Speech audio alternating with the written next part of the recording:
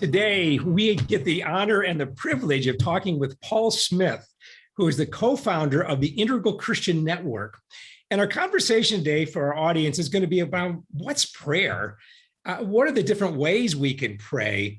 And why is, in particular, meditative prayer, both in solitude alone on a regular basis, but also in conjunction with others, a collective with other people. Why is that so important for all of us? So, Paul, thanks for taking some time to meet with us and have a conversation, and welcome to you and our viewers.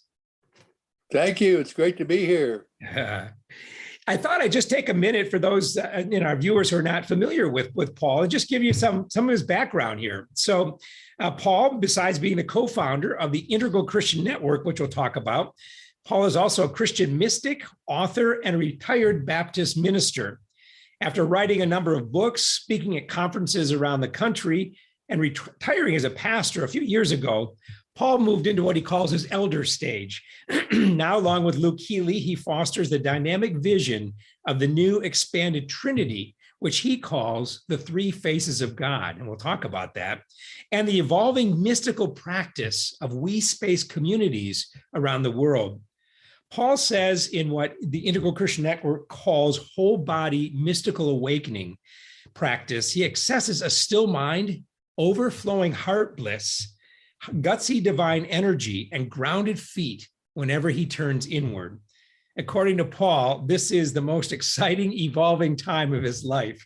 So thank you so much for being here and just sharing with us the wisdom you've gained over the years and this new direction that you and Luke are taking with the Integral Christian Network.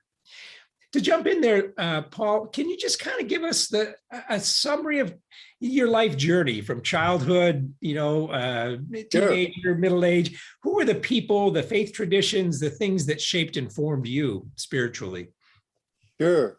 I was a Southern Baptist before I was born.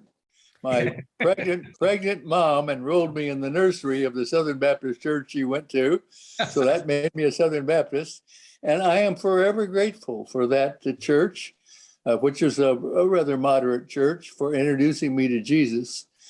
And I was the one when I was a 12-year-old, my sensu class, who kept asking the teacher, how come we study about these things, but they never happen in our church? And he said, go ask the pastor. And the pastor said, well, I don't know either. So, so I always had an inquiring mind and went to seminary and graduated and called to a church in Kansas City that I was at for the next 49 years. And fortunately, they were able to. I'm a kind of a reformer. I'm always my sort of life verse is when Jesus said, "I have much more to teach you, but you're not ready for it yet." Yeah. And John, and I keep telling him, "We're ready, and I want some of that more." And so as I learned more things. For instance, I became aware of all of the leadership in our church were men, and in church service we kept calling God He and King and Father, and so my first book I wrote, Is It Okay to Call God Mother, considering the feminine face of God, so that we could look at a more inclusive from that patriarchal society that Jesus lived in and needed to use masculine language, how that fit for today. And so we started calling women to our leadership, and we ordained our first woman pastor, and eventually we had half of our staff of 8 pastors as women. And we started using feminine language for God and feminine. We rewrote our hymns to include masculine and feminine language for God, and that was great. And eventually, I tackled the idea that when Jesus talked about hell more than anybody else, of course, the word he used was Gehenna, which was the town garbage dump on the southeast corner of Jerusalem, and he was basically saying hell was garbage dump living. And I have a picture of Gehenna now. It's a beautiful park. And so much for everlasting flames, at least in that Gehenna. And I decided that Jesus would treat his children at least as good as I treated mine, and I would not send them to eternal torment forever. And so we went along that path. We learned from my charismatic friends about more energetic worship and an aliveness of the spirit that I was always seeking mystical experience and didn't have much. I was a very repressed, I'm a head person, and I had very repressed emotions. And so even my charismatic journeys gave me a little sense of praise and openness to God, but not a lot. And when I was 60, two things happened. The gays in our church, we had a don't ask, don't tell sort of benign policy. They said, Paul, you've changed your mind about women and about hell and everything. Read the Bible and change your mind about gays. We think we're okay, and God made us and created us. So I did. I spent a year or two reading that, and we had people come into the church and discuss both issues.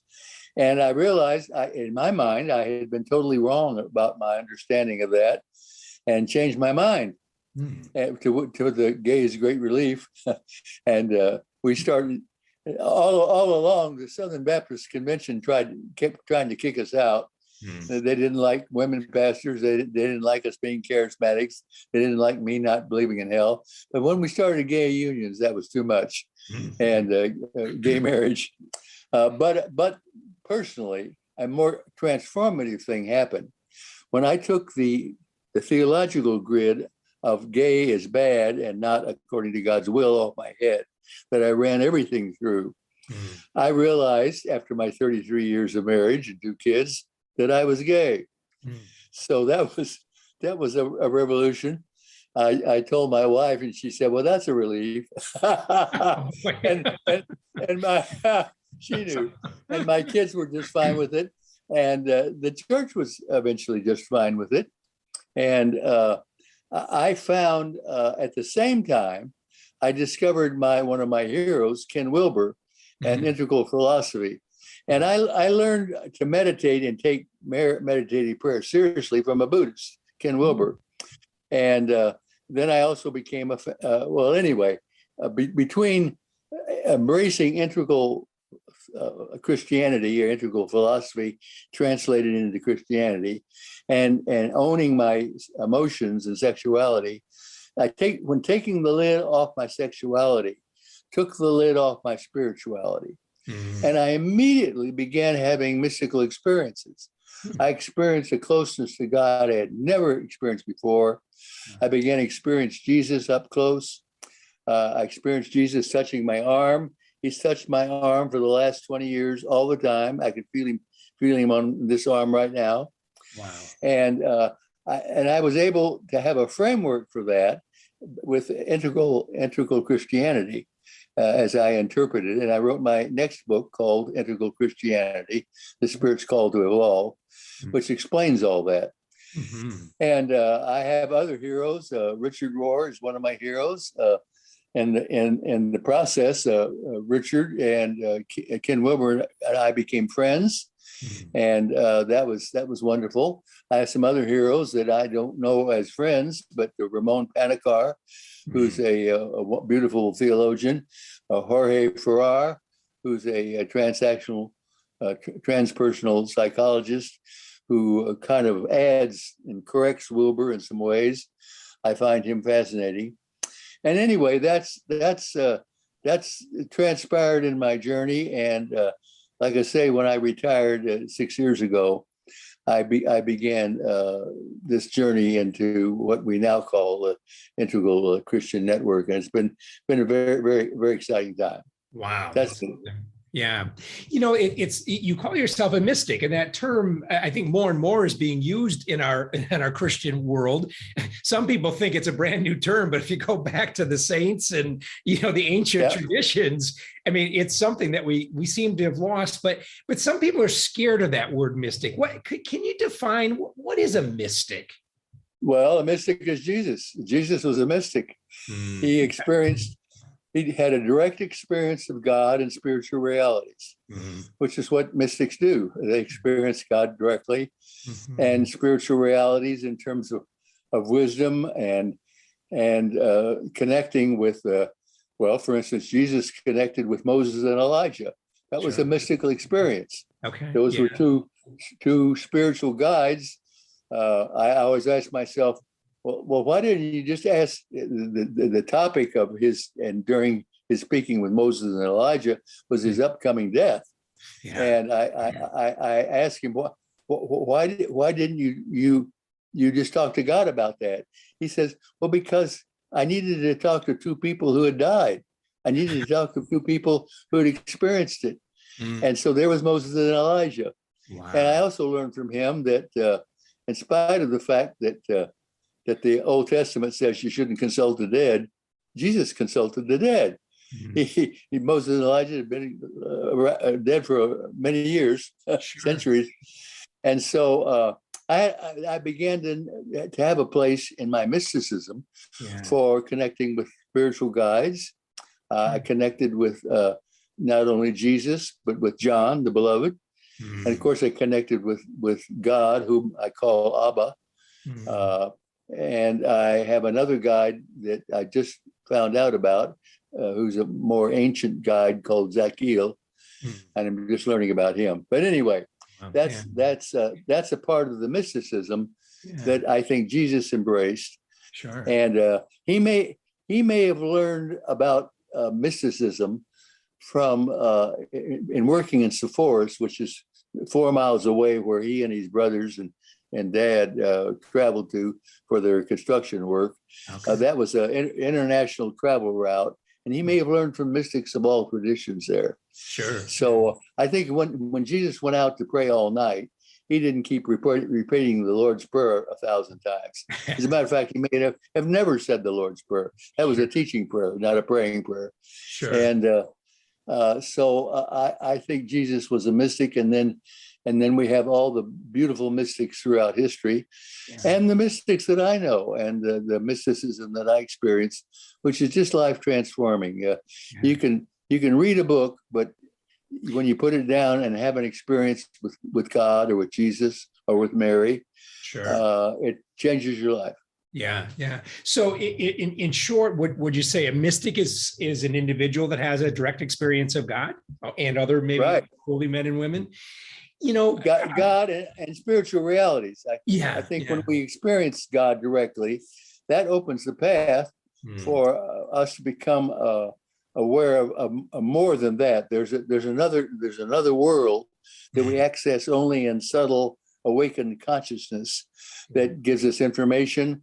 In the early church, when they get together, they would experience gifts of that. And Paul emphasized prophecy, which was simply expressing the images and words that bless other people that came from that awakening or spiritual reality they were in touch with. And so there's a lots of spiritual knowing. We call it in ICN, we call the whole body mystical awakening, the head, heart, gut, and feet, the 4 centers of spiritual knowing. That when we get in touch with those areas mystically, we know things we didn't know before. And they're not because we figured them out or we read about them, but because we experienced them. Yeah, interesting. So there's a potential that any of us, all of us, are called to be mystics. You might say, would that be true or not? Absolutely, we all have the potential for that, and it expresses itself, of course, in greatly different ways and a variety of ways. But if we're going to follow Jesus, we need to be at home with his mysticism and the mysticism of the early church. And of the saints down through the ages and mystics today. Yeah. So all of a sudden, as we think about that mystical, the direct experience of God, prayer takes on a different impact, doesn't it? You wrote about in the article, you've got a ton of articles on the ICN website. The one that is there a better way to pray? And you talk about what prayer is and the different forms of prayer. So what is prayer then? I mean, what is prayer and why do we do it? Sure. Well, I think it depends on what kind of prayer you're talking about. I think Sure. there's traditional prayer, contemplative prayer, and then what I call integral prayer. But by and large, traditional prayer is talking to God, and Jesus was both for talking to God and against talking to God. It depends on how you use. He said, "Don't go on babbling meaningless phrases in public," which is sometimes what happens in church. And but he talked to God and warned against misusing it. That's traditional prayer. Contemplative prayer is a more inward prayer. It's not talking to God. It's not using words. It's not using images and thoughts in order to rest in a still mind. And that's a very beautiful place to be, a transcendent place to be. But it's not enough. Richard Rohr teaches contemplative prayer. Father Keating majors in contemplative prayer. But both of them have a prayer life that also involves talking to Jesus. That it is a relational prayer life that involves an energy field where they sense Jesus's presence and commune with him. And I see integral prayer is the intentional transmission of spiritual energy. And it usually dispenses with words and instead uses the sensation of energy transmission and flow. It may also use images. And it integrates traditional and contemplative prayer, but it focuses on the direct transmission of spiritual energy. For instance, a couple of hours ago, I was having my daily time of meditation, and I thought about our upcoming interview, and I thought about you, Brian, and so I moved into my heart space, and I transmitted spiritual energy to you. Now, don't know if you felt anything. You may have felt pain. you may have fallen asleep. I don't know, but actually, it was a beautiful time. I saw you. I have a lot of visions especially when I'm meditating, and I saw you, and you had a glowing aura around your head, and then a phenomenon called Indra's net, which is a Eastern phenomenon. It's a jeweled, intricate, golden red, filled with jewels background. It's just brilliant. It's just whenever it appears, I'm just in awe of its beauty, and it showed up as your background. Wow! And it was just gorgeous, and it was indicative of your own spiritual journey and the depth of your mysticism.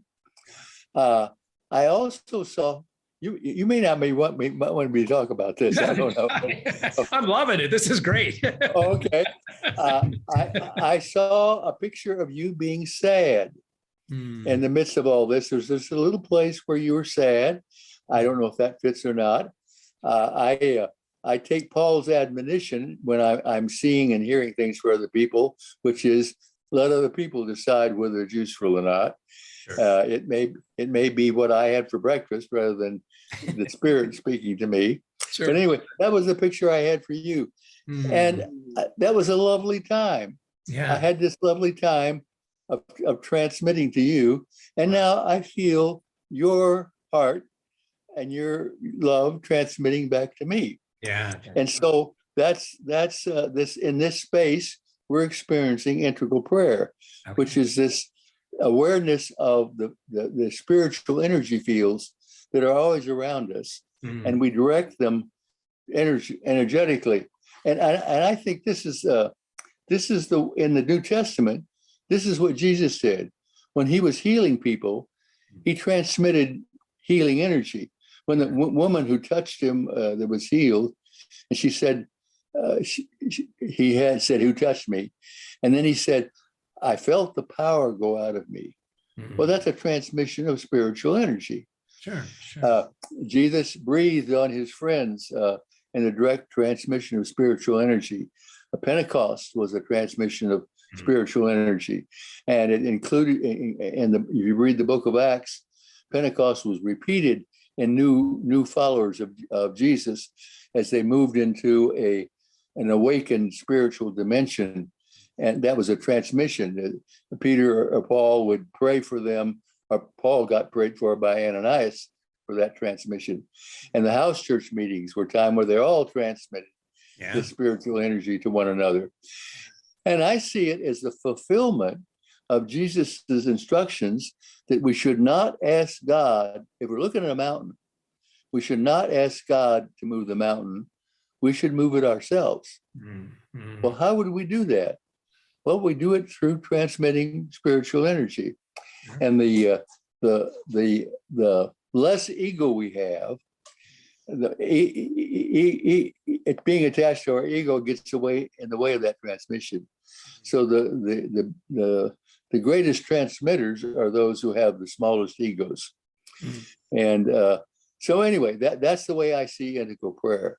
And it's the way we pray in our WeSpace groups in our Integral Christian Network.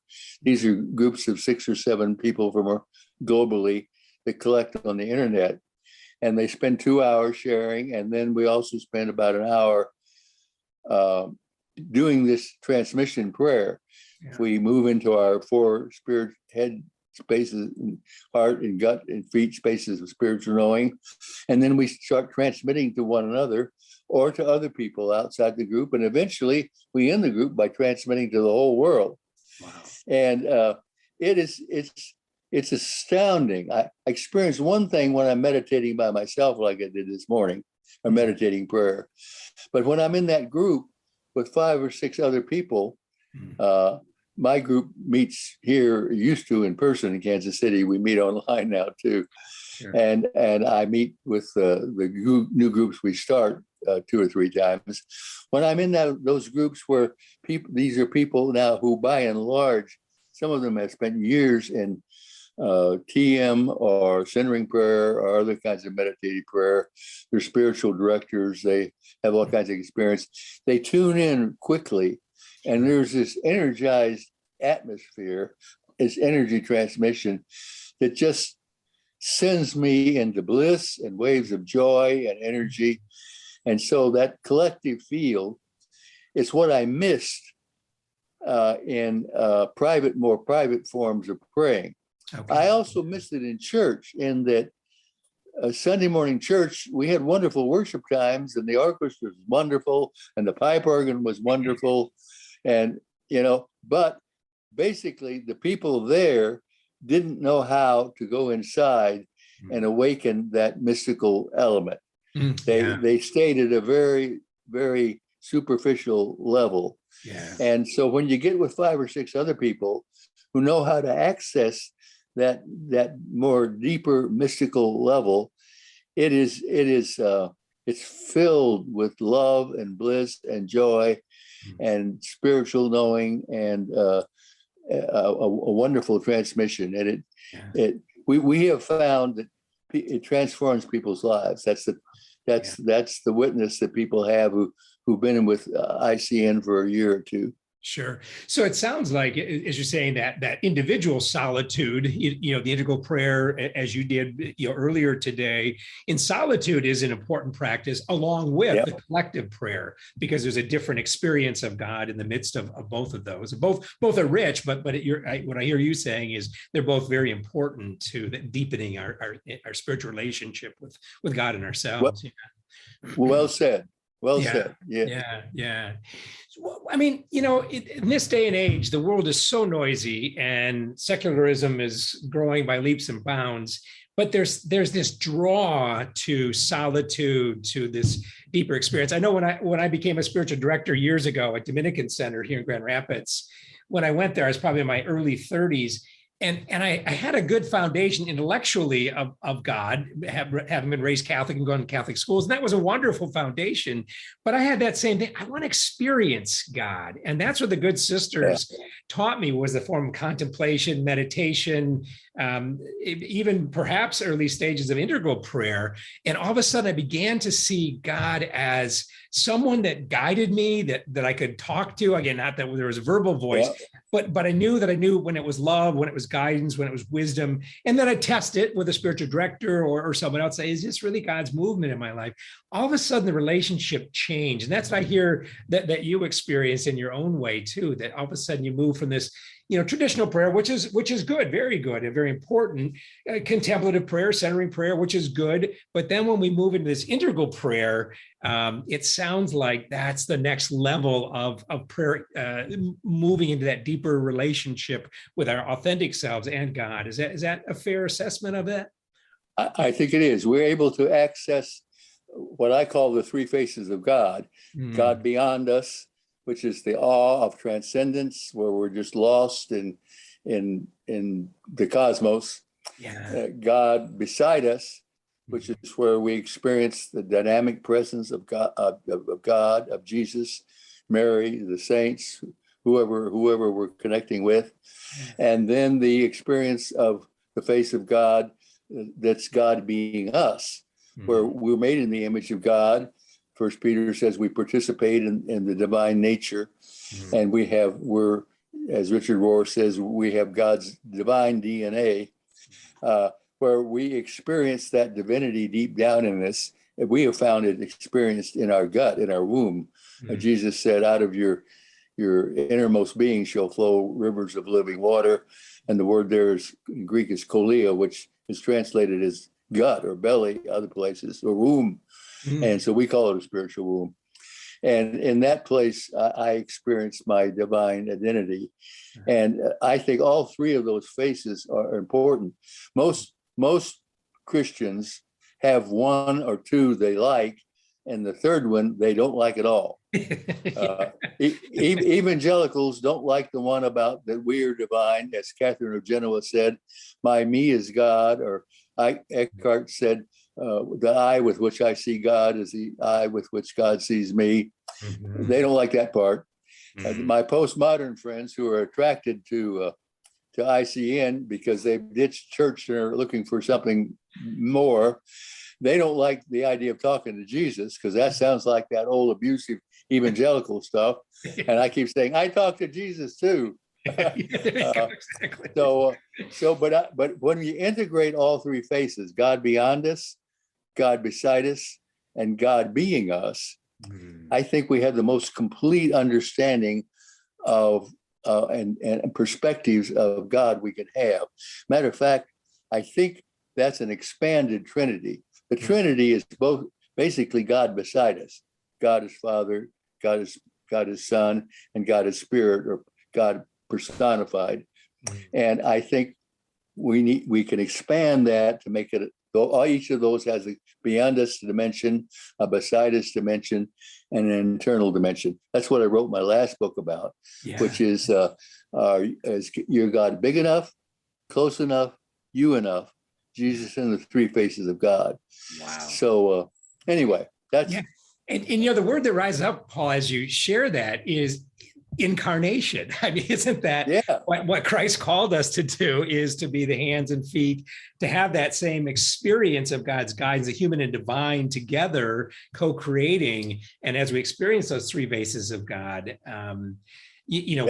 we open ourselves up to not just intellectually thinking about God, which is okay too. Our minds are an important piece, but that expansive sense of relationship and God guiding us and the human and divine coming together. Yeah, the ICN calls that a whole body mystical awakening. Is that the term that you use? Yeah. Yes. Can you take a moment, and just walk us through maybe 3 to 4 minutes of what it might be like to literally experience a guided meditation in that we can do a 4-minute one right now. Let me set my timer. There you go. Sounds good. Okay. We encourage people to just be relaxed. You could meditate any way that's comfortable for you. Do meditative prayer. Most people like to close their eyes, but you can open your eyes anytime you want.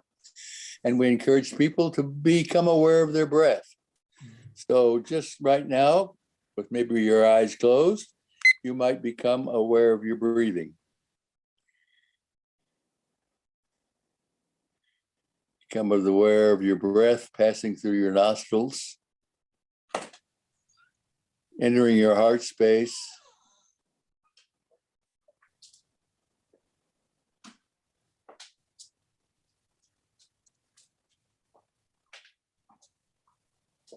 and now let your awareness drop from your mind down to your heart.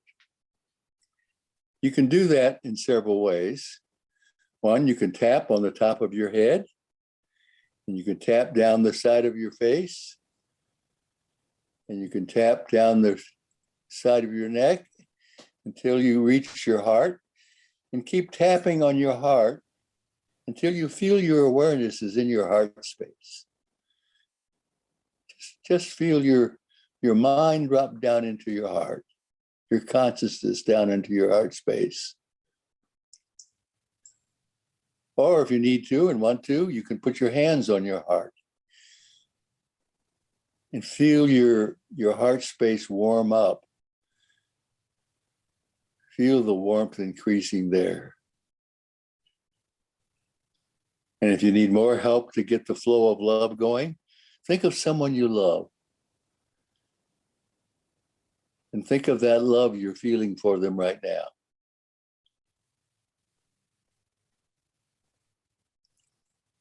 And now let go of them and just soak in the love that's flowing in your heart right now.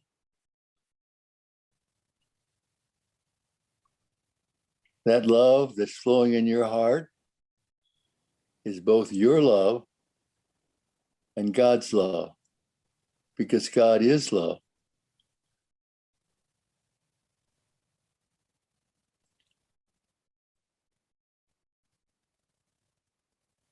And now we're going to quickly move down to our feet.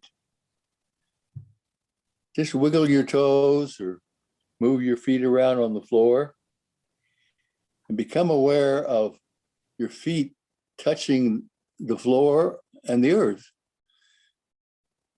Just let yourself be anchored and grounded to Mother Earth. The amazing energy of the earth that's radiating up through our feet.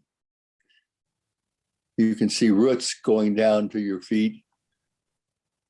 When I was a runner in the park, I would stop and hug a tree, and I would see myself merging with the tree and my feet with the tree's roots going deep down into the earth.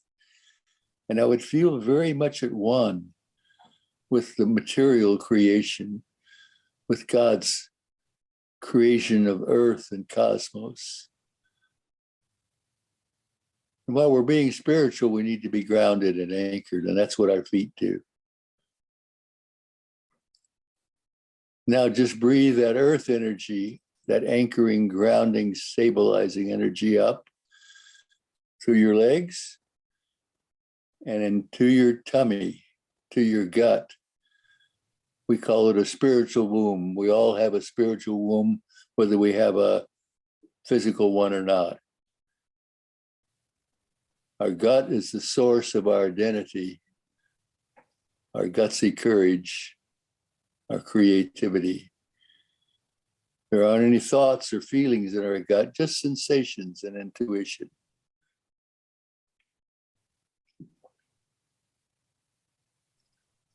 And now last, we move back up to our heart and then to our mind, our head. And you may notice your mind is unusually quiet and still. When we enter our mind from our heart and our gut and our feet, we find our mind is quiet and we can just rest in the quietness.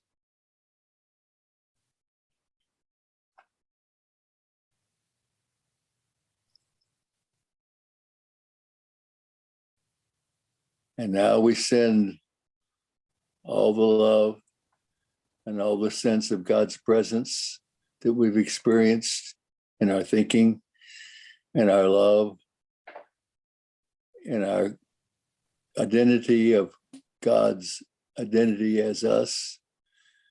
and our gut and God's creation in the cosmos. We send that energy and blessing out to the world for the world's healing. Amen. That was a quickie of our 20-minute. Yeah. Wow. Yeah. And usually you would sit for about 20 minutes with that, Paul, Yeah, either individually and you can do it both individually and collectively in a group. That's what I do when I'm by myself, or sometimes I'll focus on one of those centers more than the other. And I spend more time transmitting from each of those. But in the group, we follow pretty much that procedure. And we have a number of meditations, voice meditations on our website that people can listen to. And that's what we do in the group. And then at the end of that time, we focus on each person in the group, and we share if anything comes up from our head, our heart, our gut, our feet, that is a image or anything to do with them, or a blessing for them, or some energy that speaks or sends to them. And people find that is the most exciting time of our 2 hours together. Yeah. The amazing things are come up during that time. That's the integral prayer time. Yeah. So we end the 20 minutes with an integral prayer. That basically, that's what I did for you during the time where I shared what I was seeing when I was aware of you in my own prayer time. We do that with each other, and it's very encouraging. Paul said that was the gift he wished everyone had, and it's the one gift that's mentioned in all of these lists of gifts. He called it the gift of prophecy. We don't use that word anymore because it's got bad connotations. But it's the gift of speaking forth what is emerging from our spiritual awareness and consciousness. Yeah. So we end the time with integral prayer. Wow, that's interesting. Yeah. You know, what I experience, you've taught me that this form of prayer previously, and, you know, years ago, someone said our minds can only think one thought at a time. And I know for me, I'm stuck in my head constantly. And by allowing myself, you know, through a guided meditation or my own, you know, quiet time, moving through those, you know, those 4 energy centers, my mind, as you say, the mind quiets, and I just experience. Yeah. You know, we sat just those few minutes. I felt the sense of just peace, like just surrounded, and in a flowing sense within me, just a very gentle, loving, flowing sense. And it almost brought tears to my eyes when we went to the mind. I just heard God say, "You are my beloved, in whom I'm well pleased." And it's like, oh, right. Oh, thank you, God. You know? And that was a transmission from the presence of God to you, and you were blessed by that transmission. That's beautiful. That's beautiful, Brian. And of course, you're an experienced meditator, so you easily moved into all that. That's beautiful. Yeah. That's beautiful, Brian. And I think our secular world is, I mean, we're really finding, how do we get out of this brain? You know, and I think that's, you know, God always works for everything. I think since the Enlightenment, you know, we've kind of stuck in our brains, and I have, not that I was back with the Enlightenment, but we're looking for ways to get out of that brain. And I see the Holy Spirit, you know, with integral prayer teaching us this is how we do it. Here's how we get out of the way, the kenosis that they talk about, getting out of the way so that we can create space for God. Yeah. That's well, you mentioned it earlier about the incarnation. The incarnation is really important. And Jesus wasn't the only one that was in the incarnation of the divine. We're also incarnations. And that means the divine has come and become embodied. So it isn't just thinking, it's also embodied as heart, embodied as body and gut, feet, and all of us. And that's unfortunately, it's so easy for the leaders of Christianity to be academics and to be scholars and to be men who have a do-it-by-yourself mindset. And as we integrate the feminine more, the feminine also encompasses other people and wants to reach out and relate. And so there's a new movement in prayer to become more embodied. Yeah. And I think of St. Teresa's prayer, ancient years ago, Christ has no body now, but yours, no hand, no feet. Yeah. I mean, there's St. Teresa, there's the, from our tradition, she taught us that. And that's what Christ taught us. Exactly right. Yeah, that's amazing. Yeah. Paul, what are your, if I can ask, and what are your spiritual practices? I mean, on a regular day, what do you do in terms of prayer, solitude, reading? What grounds you in your relationship with God and your authentic self? Well, I'm a voracious reader. I read 2 or 3 books a week. Mm-hmm. I read very fast, and that keeps me going here. I write every day for the articles for ICN. Okay. And I often wake up when I'm going to sleep and wake up in the middle of the night. I'm aware of the presence of Jesus, of Abba. Mm-hmm. Jesus' presence is here. Abba's over this side. John's got his hand back here. Zad is in front of me. And they're very loving, comforting, transmitting presences. And usually I drift off to sleep with that. Mm-hmm. And then sometimes when I'm just quiet during my meditation time, I'll have visions. That's seeing, not impressions, but seeing things with my eyes open.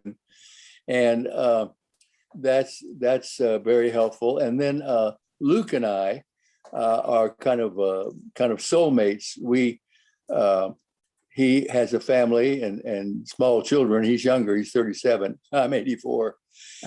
But we have this unusual connection, and so we meet and pray and talk for 2 hours every week. Wow. And when we met physically, we would touch one another's hearts physically with our hands and pray that way. Yeah. And so we had a very close relationship. Now I'm gay and he's straight, so it wasn't sexual, sure. But it was very intimate, and very life filled. And I think there's much. I've got a series coming up on ICN about devotion and intimacy and sexuality in January. Encourage your listeners to read it. Definitely. And so that's another special part. And then when I meet with my We Space group, and then I meet with the other groups, those are all different experiences that I get to have during the week that I'm privileged to have. Yeah. And then I exercise. I go to cardiac rehab, and I try to eat well and move around. So all that's a part of my sort of spiritual disciplines. Sure. Yeah. What would you say to somebody that's a newbie, somebody that, says, boy, I've never really experienced the direct experience of God. I intellectually know about God and I'm open to that, but I'm a newbie. What would be the first step you might say a newbie who wants to go? Well, I'd encourage them to watch my video called Sitting with Jesus, which is about how to have a friendship with Jesus. Because they need to be lifted out of the idea that the Christianity is a bunch of beliefs, it's a bunch of rules, it's a bunch of dogmas. No, it's not. It's a friendship with Jesus. That's the heart of Christianity. Wow. And that's a framework to start with. Okay. And then I would recommend they get with some other people who are on that journey, which is what we do in ICN. You can join a waste-based group on the internet and be with people all over the world who are doing these things. Yeah. And then I would recommend the meditations we have, which are for beginners as well as advanced, which help you start on that inner journey of waking up. We even have I have an article coming out next week on how to meditate upside down. It's meditation for people who can't meditate. And it's how to move and how to do other things to gradually get you to move inside yourself, because some people's minds are so busy that they just can't even start with what we just did. Yeah. And so they need another level of movement and so on. So that's what I would recommend that people start. They become friends with Jesus, and then they learn how to access him through some sort of meditative prayer. Sure. And what I love about ICN, Paul, that you and Luke are doing is, I mean, I'm still rooted in my faith tradition, raised Catholic. Yes. Still, and Yes. so it's not like I'm being converted to, oh, let's go to ICN and start a new church. It supplements the beauty of my faith tradition and Right. incorporate it. So it's a sense of it walks alongside that. And again, I have a buddy who is not any part of a faith tradition, and but he enjoys the spiritual, going deeper with that. So I think the beauty of what you're doing is it complements a universal truth. If there's a faith tradition that speaks to us, stay with that and supplement it with this friendship with Jesus. Absolutely. That's why we call it integral. Integral says you don't need to ditch your religion. The world doesn't need a new religion. It just needs a more progressive version of our religions. Sure. And so it's wonderful to stay with your faith tradition and let it be infused with new life. And that's wonderful. We should appreciate all the things we've come from and are still participating in. So we in no way want to compete with anybody's tradition. Yeah, sure. It's integrated. Yeah, there you go. And then what about someone that's has had those deeper experiences of God, maybe meditating, contemplating, but they're kind of stuck in their daily practice?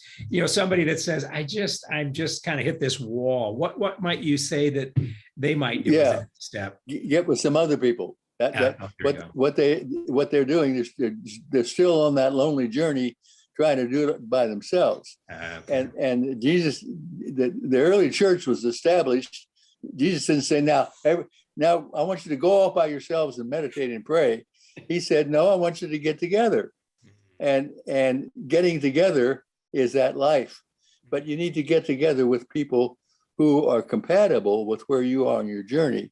Sure. So if it's people who ditch the church, then get together with those kind of people who want to be on a spiritual journey still. Sure. Or if it's Catholics who are on a spiritual journey, get with them. Or if it's Baptists on a spiritual journey, sure. Get with people. We have a lot of spiritual directors in our ICN groups, and they're usually more evolved in their understanding of Christianity, and so they like being and praying with people who are at their place.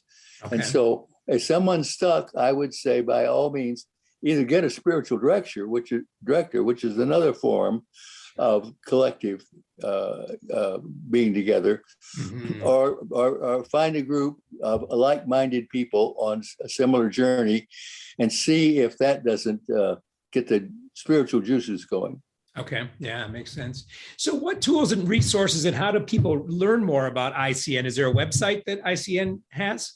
Yes, it's called integralchristiannetwork.org. Okay. Yeah. And you can go there and you could read all of our past articles. You can see what we're doing now. You can join a group. You can take our WeSpace courses. We have videos. We teach about various things. And it can catch you up. It can put you in touch with Luke, who is our full-time administrator, and with me. And so it's integralchristiannetwork.org. Okay. Well, Paul, thank you so much for your wisdom, for your experience. I'm glad you're having the best time of your life, because you are, in that experience, you are informing us, that are following in your footsteps. So thank you for what you and Luke are doing, and God bless.